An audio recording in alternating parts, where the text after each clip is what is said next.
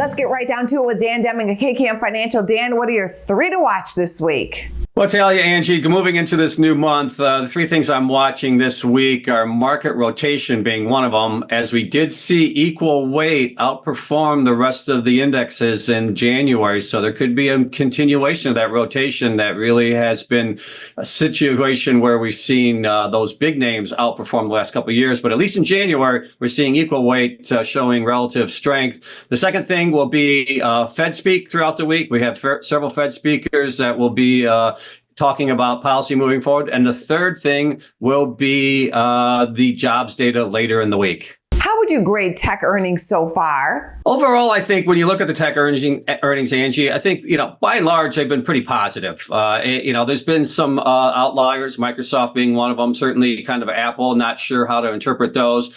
But overall, it looks like Tesla's weathered the storm, and Meta certainly continues to maintain upside momentum.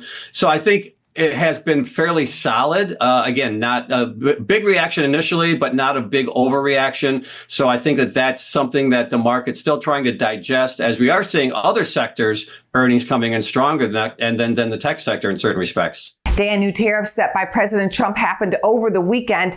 What will that mean for the market? The market's still trying to get a gauge on how that's going to impact the economic structure, and are they going to actually maintain the tariffs for any length of time? Now, I can tell you last week, Angie, late in the day, we did see some volatility as those tariffs were starting to be announced. So it does appear that as we move into this week, we're continuing to probably see some further volatility as, again, the uncertainty about how it's going to impact the economic structure and, again, the duration, I think, are the two questions that the market still doesn't understand. Have a good week, Dan. Thank you. All right. Thanks for having me.